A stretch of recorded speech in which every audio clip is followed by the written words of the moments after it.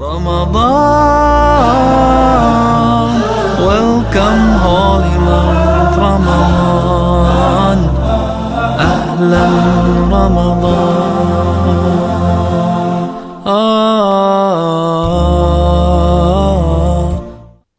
بسم اللہ الرحمن الرحیم ان الحمد للہ نحمده ونستعینه ونستغفره ونعوذ باللہ من شرور انفسنا ومن سیئات اعمالنا من يهده الله فلا مضل له ومن يضلله فلا هادي له واشهد ان لا اله الا الله واشهد ان محمدا عبده ورسوله یا ایھا الذین آمنوا اتقوا اللہ حق تقاته ولا تموتن الا وانتم مسلمون یا ایھا الناس اتقوا ربکم الذی خلقکم من نفس واحدہ وخلق منها زوجها وبث منهما رجالا كثيرا ونساء واتقوا الله الذي تساءلون به والأرحام إن الله كان عليكم رقيبا يا أيها الذين آمنوا اتقوا الله وقولوا قولا سديدا يصلح لكم أعمالكم ويغفر لكم ذنوبكم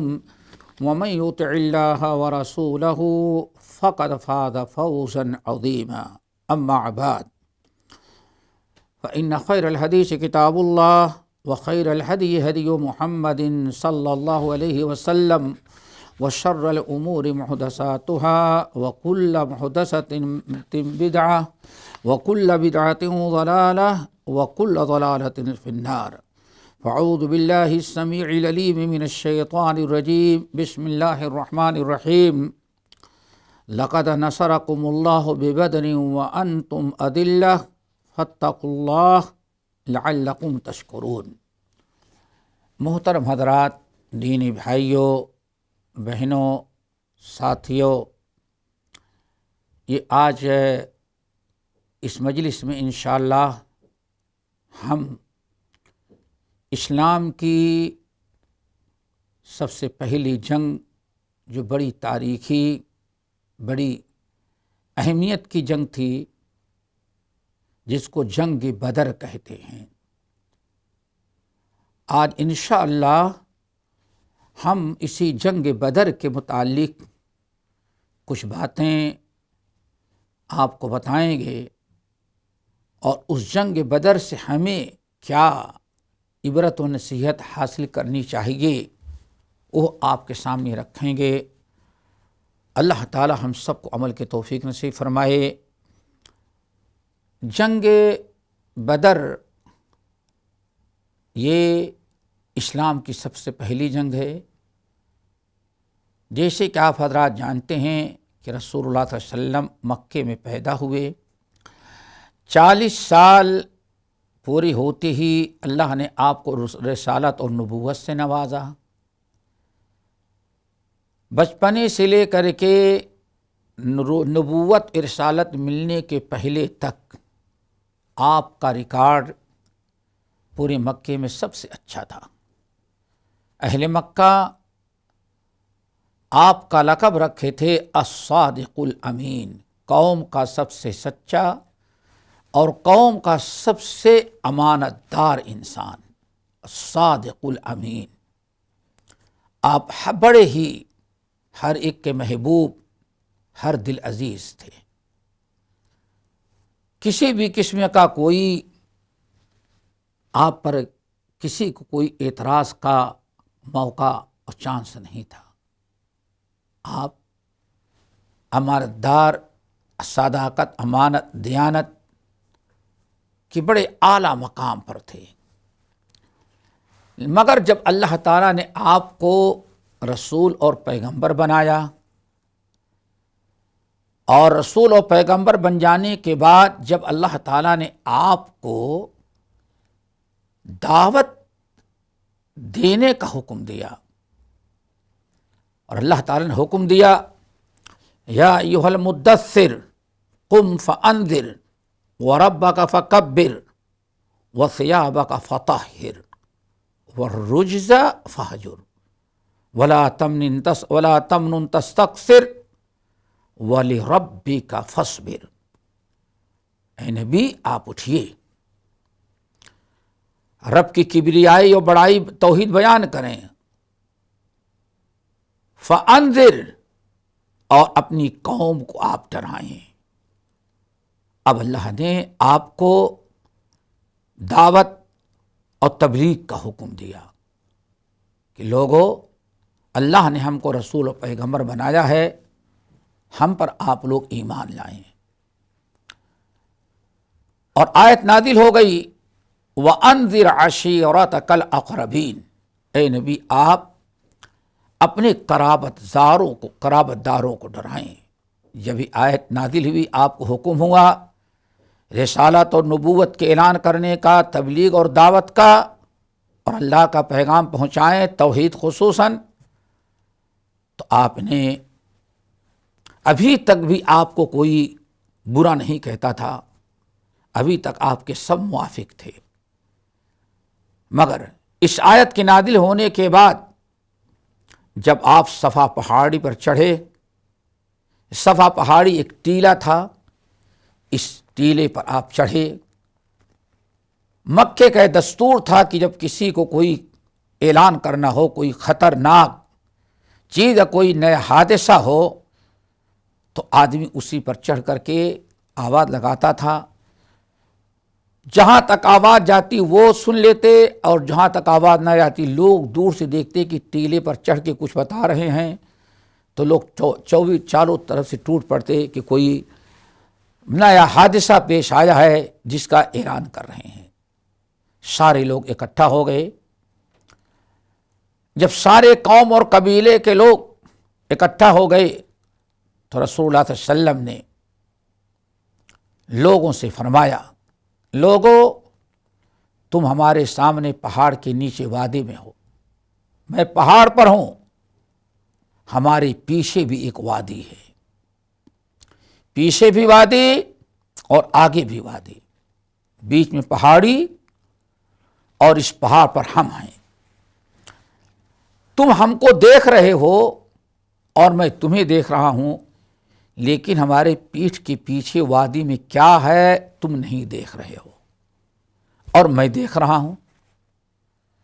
چونکہ میں بیچ میں ہوں اور ٹیلے پر ہوں، پہاڑ پر، ہمیں چاروں طرف نظر آ رہا ہے. تو تم لوگ میرے پیٹھ پیچھے کیا ہے نہیں جانتے. اگر میں تم کو خبر دوں کوئی دشمنوں کا کوئی بہت بڑا لشکر آ کر کے اسلحے سے لیس بالکل تیار ہے، شام ہونے کا انتظار ہے، شام ہوتے ہی تمہارے اوپر حملہ کر دیں گے، کیا ہماری تصدیق کرو گے؟ لوگوں نے کہا کہ یقیناً تصدیق کریں گے. آپ جو خبر دیں گے ہم اس کی تصدیق کریں گے، مانیں گے کہ واقعی آپ صحیح کہہ رہے ہیں.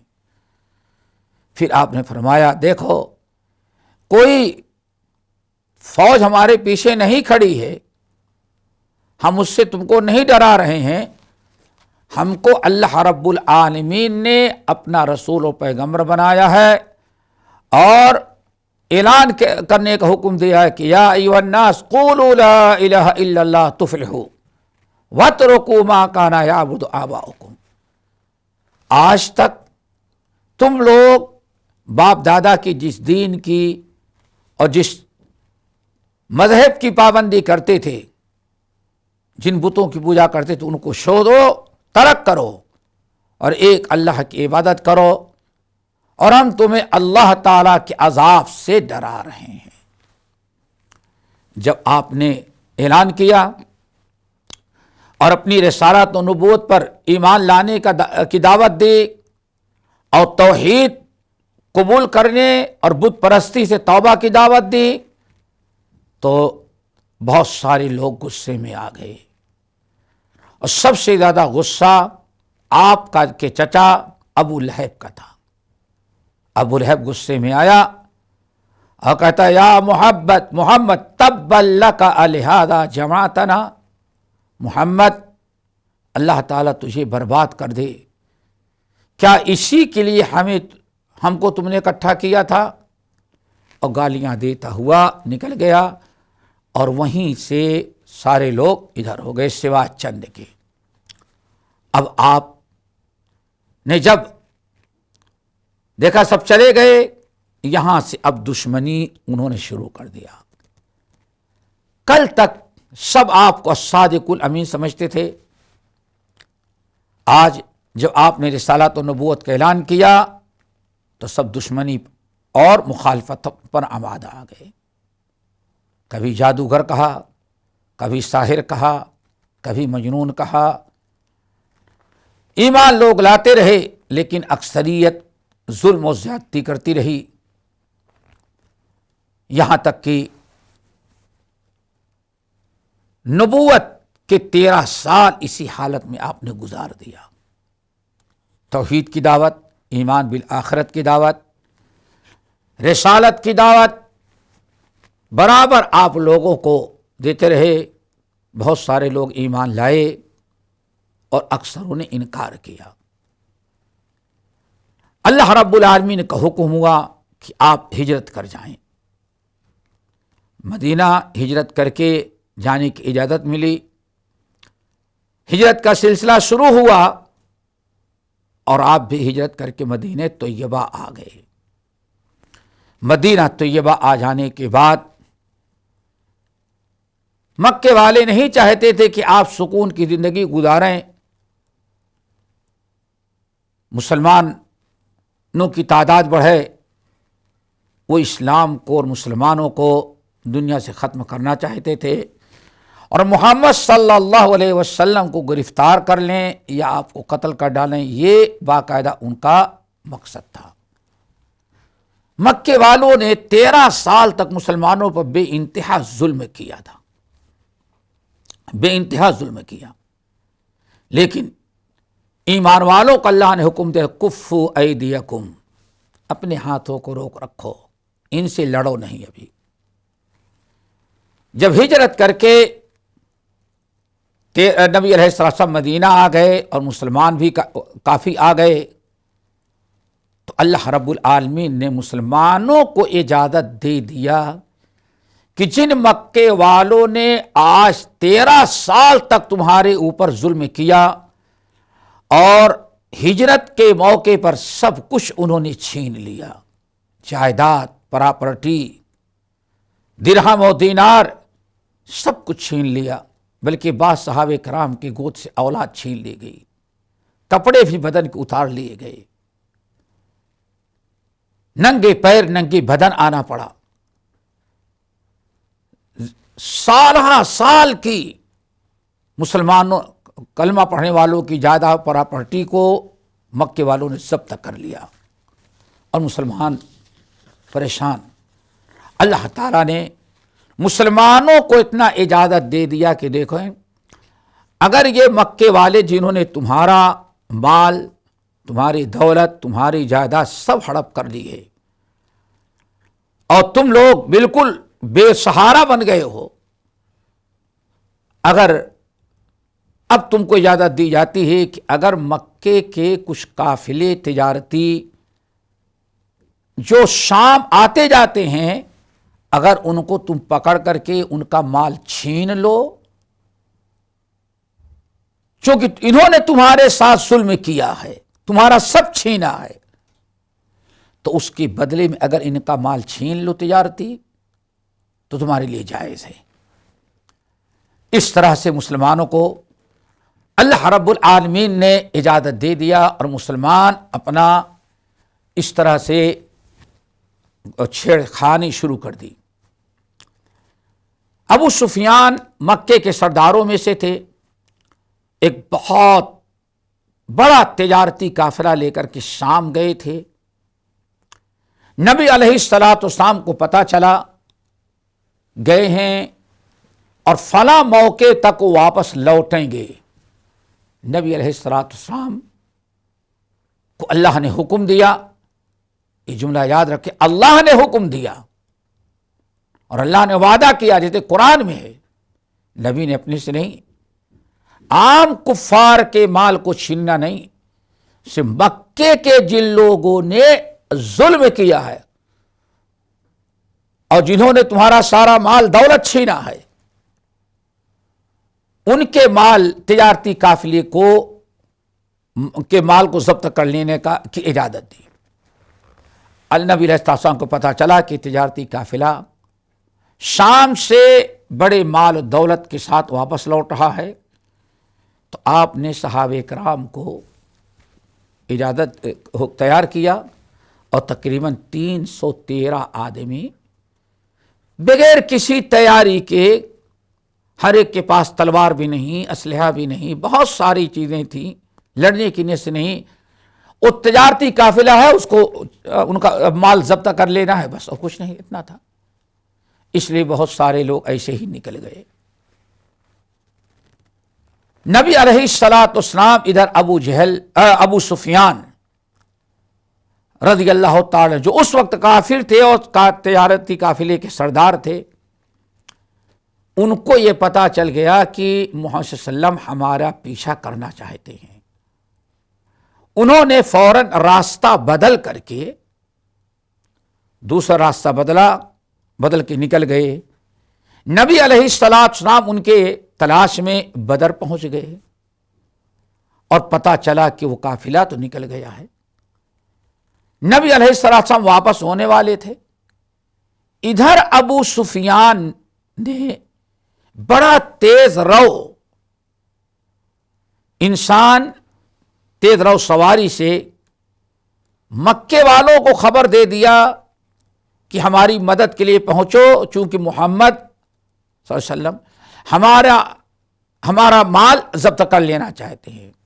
یہ سنتے ہی مکے کے کافروں کو آگ لگ گئی اور 1000 کی تعداد، ابو جہل 1000 کی تعداد میں ابو جہل تیار کیا فوج، اسلحے سے لیس، اور بڑے ہی جوش و خروش کے ساتھ، اس نیت کے ساتھ کہ اب مسلمانوں کو ختم کر ڈالنا ہے، وہ بدر پہنچ گئے۔ ادھر ابو جہل لڑنے کے لیے آ گئے اور ابو سفیان مکہ پہنچ گئے۔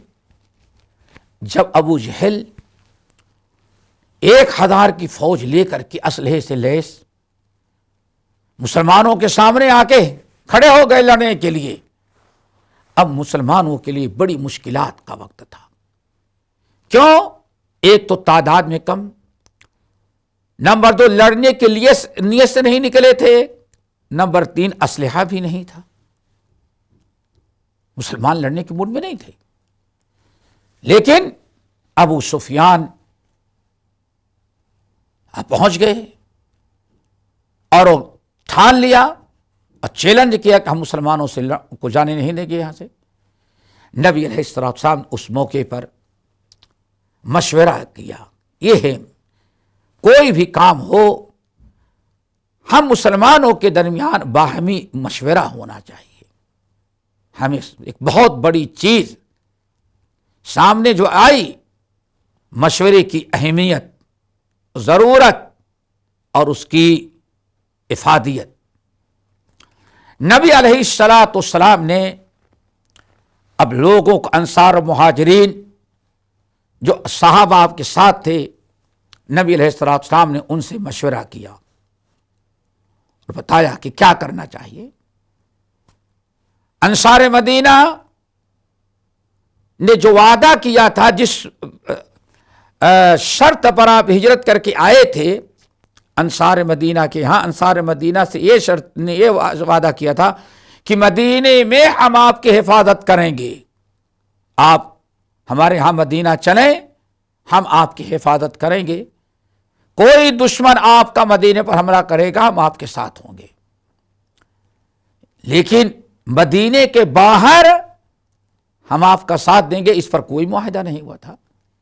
نبی علیہ السلام نے مشورہ کیا اور پورے حالات کو رکھا سامنے، پوچھا اشیروا علیہ، لوگوں مشورہ دو، کیا چاہتے ہو؟ صدیق اکبر نے کھڑے ہوئے، قال فاحسن، کھڑے ہوئے اور بہت اچھی بات کہی، اللہ کے رسول کو بہت اچھی لگی۔ لیکن پھر آپ نے فرمایا اشیروا علیہ، لوگوں مشورہ دو ہم کو کچھ۔ عمر فاروق کھڑے ہوئے، بہت اچھی باتیں کہی، اللہ کے رسول کا دل باغ باغ، سارے لوگوں کو پسند پڑی۔ لیکن پھر بھی اواشیر علیہ، اور مشورہ دو۔ تیسرا کھڑا ہوا، جو بھی کھڑا ہوتا ہو مہاجرین، مکے کے سے جو ہجرت کر کے آئے تھے مسلمان مدینے، وہ کھڑے ہوتے۔ ابھی تک انصاریوں میں سے کسی نے کوئی جواب نہیں دیا تھا۔ پھر جب آپ نے فرمایا، اب ابو بکر عمر کا مشورہ کافی تھا، لیکن اللہ رسول پھر فرماتا، اشیر علیہ، لوگوں بتاؤ کیا خیال ہے تمہارا، مشورہ دو۔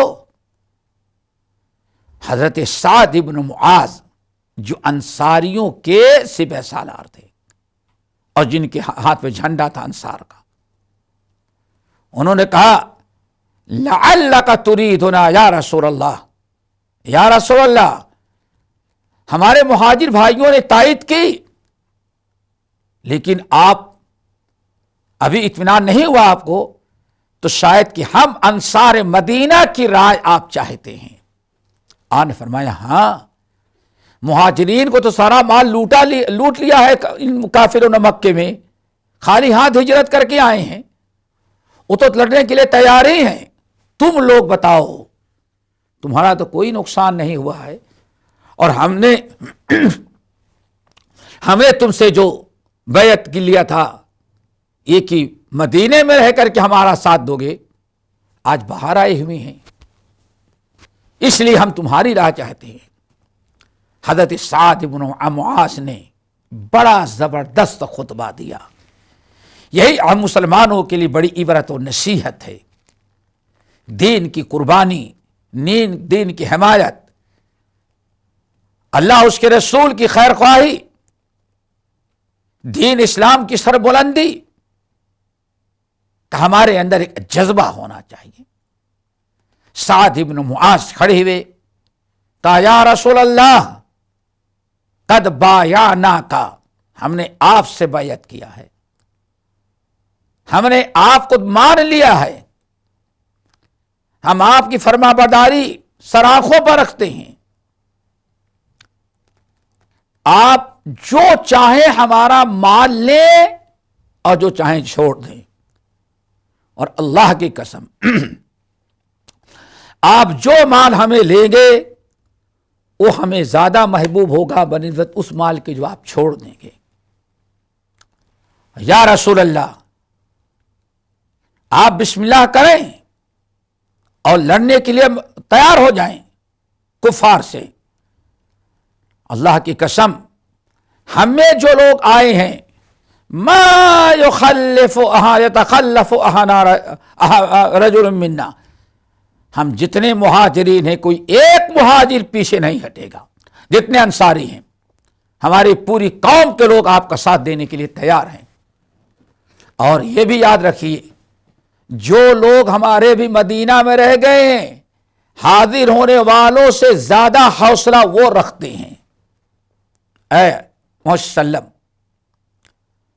اگر آپ چاہتے ہیں کوئی سامان نہیں کشتی کا پار کرنے کا، کوئی سامان نہیں، اگر آپ کہیں برق غماد، ایک جزیرہ تھا، یہ برق غماد جو اندر بیچ میں ایک جزیرہ ہے، جس جزیرے میں پہنچنے کے لیے کشتیاں چاہیے، ہمارے پاس کوئی کشتی نہیں، لیکن واللہ اگر وہاں کوئی دشمن آپ کا ہے اور آپ ہمیں حکم دیں وہاں بھی لڑنے کے لیے، تو اللہ کی قسم آپ سمندر میں کود پڑیں گے تو ہم بھی بغیر کشتی کے سمندر میں اللہ کا نام لے کے کود پڑیں گے اور وہاں جا کر کے ہم لڑیں گے۔ یہ سن لینے کے بعد نبی علیہ السلام کا چہرہ مبارک کھلکھلا اٹھا، بہت خوش ہو گئے۔ پھر اس کے بعد جنگ کا فیصلہ ہو گیا۔ اب نبی علیہ السلام کا اور معاملہ ذرا دیکھو دوستو، عبرت و نصیحت۔ جب جنگ کا فیصلہ ہو گیا، رات ہو گئی، تاریکی میں سب لوگ سو رہے ہیں، آخری نبی محمد صلی اللہ علیہ وسلم پوری رات کھڑے ہو کر کے دعا کر رہے تھے، سوئے نہیں۔ ساری رات دعا کر رہے ہیں. رمضان کا مہینہ تھا، 17 تاریخ تھی. آپ اس قدر رو رو کر کے اللہ سے دعائیں کر رہے تھے کہ آپ ہاتھ اٹھاتے تو آپ کی چادر سردی میں جو تھی وہ گر جاتی تھی. صدیق اکبر آتے اور چادر آپ کے کندھے پر صحیح کر کے چلے جاتے. اور آپ جو دعا کر رہے تھے اس میں ایک یہ تھی، اللہم ان تہلک ہذہ الاصابۃ، اے اللہ آج تک جب سے تو نے ہمیں رسول و پیغمبر بنایا، ہم نے جو محنت کیا، دعوت و تبلیغ کی، یہ مٹھی بھر مسلمان ہیں، اگر یہ آج دشمنوں کے ہاتھ یہ ہلاک ہو گئی تو آئندہ تیرے نام کوئی لینے والا نہیں رہ جائے گا. نبی علیہ الصلوۃ والسلام اس طرح سے کرتے رہے، روتے جاتے اور ساری رات دعائیں مانگتے رہے. صدیق اکبر نہیں برداشت کر سکے. آخر میں کہتے یا رسول اللہ آپ بس کر دیے، لیٹ کر کے آرام کر لیں، اللہ تعالیٰ آپ کی دعا کو قبول کر لیا ہے، اللہ آپ کی مدد کرے گا. تو دوستو، آج ایسی مشکلات میں ہمارے پر جب آتی ہیں تو ہم لوگ بہت کچھ کرتے ہیں لیکن دعا بھول جاتے ہیں.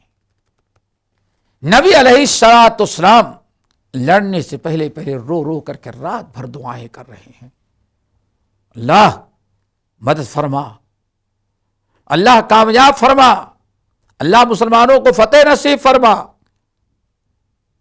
آپ رات بھر دعائیں کرتے رہے، یہاں تک کہ اللہ تعالیٰ نے آپ سے وعدہ کر لیا کہ ہم آپ کی ہم مدد کریں گے. نبی علیہ الصلوۃ والسلام اس طرح سے جنگ کے لیے بالکل تیار ہو گئے. اب آگے ذرا دیکھیں، جب جنگ کا معاملہ آیا اور دونوں طرف سے کفار اور مسلمان صف بندی کر لیے، لڑنے کی باری آئی، لڑنے کا وقت آیا. 1000 کی فوج اس وقت کا فرعون ابو جہل لے کر کے آیا تھا. ابو جہل کو لوگوں نے سمجھایا کہ لڑنے کیا ضرورت ہے، اپنا قافلہ بچ کر کے چلا گیا، چھوڑ دو، مقصد تھا قافلہ بچانا، ہم لوگ چلے چلتے، کیا ضرورت ہے لڑنے کی. لیکن ابو جہل بات کسی کی سنتا نہیں تھا. یہی بڑی عبرت کی چیز جو ہے دوستو. ادھر نبی علیہ السلام رات بھر رو رہے تھے، دعائیں کرتے تھے. اب اس کی بات ذرا سنیں، جو عبرت اور نصیحت جو ہمیں جنگ بدر سے کچھ ملتا ہے. ابو جہل کہتا ہے لوگوں دیکھو، ہم واپس نہیں جائیں گے. دیکھو ہم اتنے شراب کے مٹکے لے کر کے آئے ہیں، اتنے شراب کے مٹکے لے کر کے آئے ہیں، اور اتنی ڈانسریں اور ناچنے والی لڑکیاں ہم لے کر کے آئے ہیں. ناچنے کے لیے لڑکیاں لائے ہیں، شراب پینے کے لیے لائے ہیں، لیکن پیالے اور گلاس شراب پینے کے لیے پیالہ نہیں لے کر کے آئے ہیں. کیوں؟ ہم ان مسلمانوں کو قتل کریں گے اور 1 ہفتہ یہاں شراب پیئیں گے اور یہ لڑکیوں کا ناچ کرائیں گے، تاکہ پورے عرب کے لوگوں کو ہم بتائیں کہ اگر کوئی انسان اپنے باپ دادا کا دین چھوڑ کر کے مسلمان ہو جائے تو اس کے ساتھ وہی کرے جو ہم محمد اس کے ساتھیوں کے ساتھ کر رہے ہیں. اور ہم شراب لے کر کے آئے ہیں لیکن پینے کے لیے پیالے نہیں لائے ہیں. کیوں؟ ہم ان مسلمانوں کو قتل کریں گے اور ان کی کھوپڑیوں کو پیالہ بنا کر کے ان کی کھوپڑیوں میں شراب پیئیں گے. یہ ابو جہل للکار رہا ہے. اسی لیے رب العالمین نے قرآن پاک میں فرمایا کدأب آل فرعون والذین من قبلہم. یہ ابو جہل جس انداز سے آیا ہوا ہے مسلمانوں کو مٹانے کے ارادے کی نیت سے اور مسلمانوں کا ختم کر دینا چاہتا ہے مسلمانوں کو، یہ کوئی نئی چیز نہیں ہے. کدأب آل فرعون، فرعون نے اپنے زمانے کے نبی موسیٰ اور ان کے ایمان والے ساتھیوں کے ساتھ یہی قرارداد پاس کی تھی اور یہی فیصلہ کیا تھا کہ دنیا سے موسیٰ اور اس کے قوم کو ختم کر دیں گے. اور اس سے پہلے بھی کافروں نے کیا ہے، اور آج کا فرعون ابو جہل اور مکے کے کفار بھی یہی نیتیں لے کر کے آئے ہیں. اللہ نے پیشین گوئی کر دی کہ مسلمانوں، جیسے فرعون کو ہم نے ختم کیا اور اس کے ساتھی کو غرق کر کے نیست و نابود کیا، اور موسیٰ اور ایمان والے ساتھیوں کو ہم نے بچایا. ہمیشہ اسلام کے مٹانے والے مٹ جاتے ہیں لیکن اسلام نہیں مٹتا. مسلمانوں کو نیست و نابود کرنے والے خود دنیا سے نیست و نابود ہو جاتے ہیں لیکن مسلمان دنیا سے ختم نہیں ہوتا، مسلمانوں کی تعداد بڑھتی رہتی ہے. ابو جہل اس قدر بدبخت، جو وہاں لڑنے کی باری آئی اور کچھ لوگوں نے مشورہ دیا چلو، تو یہ ابو جہل بڑا ایک عبرتناک واقعہ دعا کرتا ہے، اللہم ان کان ھذا ھو الحق من عندک فامطر علینا حجارۃ من السماء او ائتنا بعذاب علیم. فرعون دعا کر رہا ہے. دوستو، ابو جہل دعا کرتا ہے اور کیا کہتا ہے؟ اللہم ان کان ھذا ھو الحق من عندک، اے اللہ محمد ہماری قوم کے ہیں، ابو بکر عمر ہمارے قوم کے ہیں، بلال ہمارا ہے، سب اپنے ہی ہیں. ہم سب لوگ باپ دادا کی طرح بتوں کی پوجا کرتے تھے لیکن محمد کہتے ہیں سب غلط ہے، اللہ نے ہم کو رسول بنایا ہے. اللہ ہمارے تو سمجھ بات نہیں آتی. آج ہم محمد کو ختم کرنا چاہتے ہیں اور وہ ہمارے مقابلے کے لیے کھڑے ہیں. اللہ فیصلہ تیرے ہاتھ میں ہے. اللہم ان کان ھذا ھو الحق من عندک، اے اللہ اگر محمد جو کہتے ہیں وہی دین برحق ہے، وہی سچا ہے، انہی کی دعوت صحیح ہے اور ہم غلط ہیں اور آپ کا محبوب دین وہی ہے، تو اللہ تعالی فامطر علینا حجارۃ من السماء، اور ہم باطل ہیں، غلط ہیں، تو اللہ آسمان سے پتھر کی بارش برسا کر کے ہم کو ہلاک کر دے. اللہ اکبر. ظالم یہ دعا نہیں کرتا اللہ اگر وہ حق ہے تو ہمیں بھی حق قبول کرنے کی توفیق دے دے، ہمیں بھی حق دکھلا دے. نہیں، ہم مانیں گے نہیں. اگر وہ سچے ہیں ہم جھوٹے ہیں تو اللہ پھر ان کو باقی رکھ اور ہمارے اوپر پتھر برسا کر کے ہمیں ختم کر دے، یا او ائتنا بعذاب علیم، یا ہمارے اوپر کوئی دردناک عذاب نازل کر دے. اللہ اکبر. یہ کہہ رہا ہے اور کہتا ہے کہ اللہم علیک اقطع رحما، اللہ ہم میں اور ان مسلمانوں میں، ہم میں اور محمد میں جس کی وجہ سے برادری میں پھوٹ پڑتی ہے، فساد پھیلتا ہے، اللہ تعالیٰ اس کو واپس نہیں جانے دینا. یہ ابو جہل دعا مانگا. اللہ تعالیٰ نے اس جنگ کے اندر ابو جہل کو قتل کروایا، مٹا دیا. جیسے وہ دعا کرتا تھا اللہ نے ویسے کمبخت ساتھ کر دیا. اگر وہ کمبخت دعا مانگ لیتا اللہ اگر وہ سچے ہیں تو ہم کو بھی سچائی قبول کرنے کی توفیق نصیب فرما، لیکن ایسا نہیں کہ ضد حجت بازی۔ بہرحال جب جنگیں آپس دونوں فوجیں قریب آپس آئی، آمنے سامنے ہوئی، تو اب ذرا دیکھو اللہ تعالیٰ مسلمانوں کی مدد کیسے کرتا ہے دوستو، اللہ اکبر۔ اللہ تعالیٰ نے 1000 فرشتوں کو جبرائیل امین کے ساتھ بھیج دیا۔ اگر مسلمان صحیح معنوں میں بن جائے تو اللہ تعالیٰ آسمان سے اس کی مدد کے لیے فرشتے بھیجتے ہیں۔ لَقَدْ نَصَرَكُمُ اللَّهُ بِبَدْرٍ وَأَنْتُمْ أَذِلَّةٌ، اے مسلمانوں تم بہت کمزور تھے لیکن جنگ بدر کے موقع پر تمہاری مدد کی ہے۔ 1000 فرشتوں کو بھیجا اور ان کی قیادت جبرائیل امین کر رہے تھے۔ جبرائیل امین 1000 فرشتے لے کر کے آئے، اللہ رب العالمین حکم دیا ایمان والوں کو کے ساتھ مل کے لڑو اور ان کے جوڑوں پر، ان کی گردنوں کو، ان کے جوڑوں کو مار مار کر کے گراؤ۔ فرشتوں نے اس قدر مار پیٹ کیا اور مسلمانوں کی مدد ہوئی کہ 70 کافر مارے گئے۔ ابو جہل، بڑے بڑے سردار جو تھے سرگنے سب ختم ہو گئے، کوئی ایک سرگنا اور سردار واپس نہیں گیا۔ اس طرح سے 70 کفار ان کے مارے گئے اور چند مسلمان شہید ہوئے۔ اللہ رب العالمین نے مسلمانوں کی مدد کی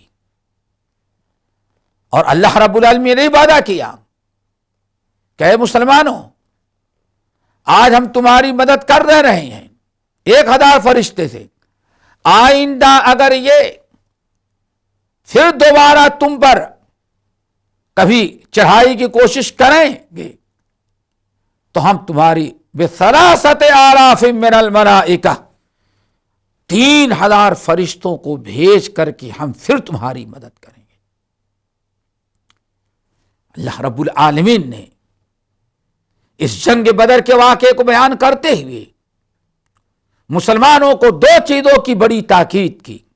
نمبر 1، وَأَنْتُمُ الْعَالَوْنَ إِن كُنْتُم مُؤْمِنِينَ، اے ایمان والو وَأَنْتُمُ الْعَالَوْنَ إِن كُنْتُم مُؤْمِنِينَ، اگر تم سچے ایمان والے رہے، شرک سے بچے، بدعات سے بچے، محرمات اور منکرات اور برائیوں سے بچ کر کے اگر پکے سچے مومن رہے، دین پر قائم رہے توحید کے ساتھ، تو وَأَنْتُمُ الْعَالَوْنَ، آئندہ بھی مسلمانوں تمہیں سربلند رہو گے، تمہیں کو فتح نصیب ہوگی۔ اللہ رب العالمین نے مسلمانوں کو صبر کی تلقین کرتے ہوئے آئندہ کا بھی وعدہ کیا، فرمایا مسلمانوں 2 چیزیں تمہیں کرنی ہیں، وَإِن تَصْبِرُوا وَتَتَّقُوا لَا يَضُرُّكُمْ كَيْدُهُمْ شَيْئًا، ایمان والو اگر تم نے 2 عمل کیا، نمبر 1 صبر کیا، ہمیشہ تم نے جب صبر سے کام لیا، اور نمبر 2 وَتَتَّقُوا، صبر اور تقوی۔ دوستو مسلمانوں کے نصرت اور فتح کا اور مشرکین اور اعداء اسلام کی ہر تدبیر اور سازش سے بچنے کا 2 عمل اللہ تعالی نے بیان فرمایا ہے۔ جنگ بدر اور جنگ احد کا مقابلہ کے حالات پر غور کیے جائیں تو سب سے بڑی ہمیں عبرت اور نصیحت جو ملتی ہے دوستو، یہ اللہ نے فرمایا وَإِن تَصْبِرُوا وَتَتَّقُوا، ایمان والو اگر تم صبر سے کام کرتے رہو، صبر سے کام لو، دین کی راہ میں دین کی راہ میں کتنی بھی تکلیف آئے صبر کرو، کیسی بھی آزمائش ہو، کیسی بھی مشکلات اور پریشانیاں ہو، تم اگر صبر سے کام لو اور ہمیشہ اپنے آپ کو گناہوں، برائیوں، نافرمانی سے بچاتے رہو تو لا یضرکم کیدہم شیئا، آئندہ کبھی کافروں کی، دشمنوں کی کوئی سازش، کوئی تدبیر، کوئی اسلحہ تمہارے خلاف کبھی کامیاب نہیں ہو سکتا۔ کیوں؟ ان اللہ بما یعملون محیط، ان کے ساری چیزوں کو اللہ تعالیٰ نے اپنے گھیرے، اپنے گرفت میں رکھا ہے۔ تو دوستو، ہمیں صبر اور تقوی کی ضرورت ہے۔ اللہ رب العالمین نے فرمایا اگر صبر سے کام تم نے لیا تو یقیناً تم کامیاب ہوگے۔ اسی لیے اللہ رب العالمین نے جنگ بدر کے واقعات کو بیان کرتے ہوئے ہم مسلمانوں کو اس پر غور و فکر کرنے کا حکم دیا۔ فرمایا ان فی ذلک لعبرۃ لاولی الابصار، جنگ بدر میں اللہ تعالیٰ نے مسلمانوں کو کیسی کیسی مدد کی اور مسلمانوں نے کیسی کیسی قربانیاں دیں، کس قدر فرشتے اللہ تعالیٰ کی نصرت و مدد لے کر کے آئے۔ ان فی ذلک لعبرۃ، اور دشمن کیسے ہلاک ہوئے، کبر، غرور کی بنا پر۔ اللہ نے فرمایا جب فرعون کرتا ہوا آیا تھا مسلمانوں کو نیست نابود کرنے کا چیلنج کرتے ہوئے، ایسے ہی ابو جہل آیا تھا۔ دونوں کا انجام دیکھو کیا ہوا، دونوں تباہ برباد ہوئے، دونوں نیست نابود ہوئے اور مسلمان باقی ہیں۔ ایسے ہی ان فی ذلک لعبرۃ، اسی لیے رب العالمین فرمایا قد کان لکم فی فئتین قد کان لکم آیہ، یہ دو گروہ تمہارے جو تھے کافروں کا اور ایمان والے میدان بدر میں، ان دونوں کے واقعات جو ہوئے یہ تمہارے لیے بڑی عبرت اور نصیحت ہے، سبق آموز واقعات ہیں، ہمیں غور و فکر کر کے ان سے عبرت و نصیحت حاصل کرنی چاہیے۔ فرمایا رب العالمین نے صبر اور تقوی، یہ دونوں چیزیں اگر تم کرتے رہو گے تو آئندہ بھی تمہاری مدد اللہ تعالیٰ ایسے ہی کرے گا۔ کسی نے بڑی پیاری بات کہی، فضائے بدر پیدا کر فرشتے تیری نصرت کو، فضائے بدر پیدا کر فرشتے تیری نصرت کو، اتر سکتے ہیں گردوں سے قطار اندر قطار اب بھی۔ آج اس ایمان، اس تقوی، اس صبر کی ضرورت ہے جو صبر، ایمان، تقوی لے کر کے صحابہ کرام میدان بدر میں آئے تھے، اور جنگ بدر ہی کو اللہ تعالیٰ نے یوم الفرقان قرار دیا۔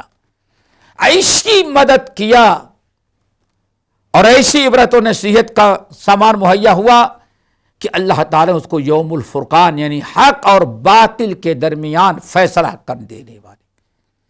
اسی لیے دنیا کے مسلمین، خصوصاً غیر مسلمین جو معلومات رکھتے ہیں، ان کا یہ کہنا ہے، سب کا یہ اتفاق ہے، کہتے ہیں اللہ اکبر، کہ سب مسلمانوں کے عروج کا، ترقی کا اور مسلمانوں کے دنیا پہ غلبہ ہونے کا کی ابتدا جنگ بدر سے ہوئی ہے۔ یہی نقطہ آغاز ہے، یہیں سے دنیا میں انسان، دنیا میں مسلمان اسلام لے کے گئے اور غالب ہوئے۔ یہ جنگ بدر کی برکت تھی۔ اللہ تعالی ہم تمام لوگوں کو جنگ بدر کے واقعات سے عبرت و نصیحت حاصل کرنے والا بنائے، اور اسے واقعہ موضوع رکھا گیا ہے غزوہ بدر اور دروس و عبر، یعنی جنگ بدر میں سے ہمیں کیا عبرت و نصیحت حاصل ہوتی ہے، ہمیں اس پر غور فکر کرنا چاہیے اور اللہ تعالیٰ سے دعا کرنی چاہیے کہ اللہ تعالیٰ ہمیں بھی وہ عزت اور دوبارہ پھر مسلمانوں کو عزت قوت عطا فرما جس سے ہم تیری مدد کے مستحق بنیں اور غیروں پر غالب آئیں، اور وہ ایمان اور عمل صالح ہے۔ اللہ تعالیٰ ہم سب کو عمل کی توفیق نصیب فرمائے۔ اقول قولی ھذا واستغفر اللہ من کل ذنب واتوب الیہ۔ Ramadan, welcome holy month Ramadan, Ahlan Ramadan.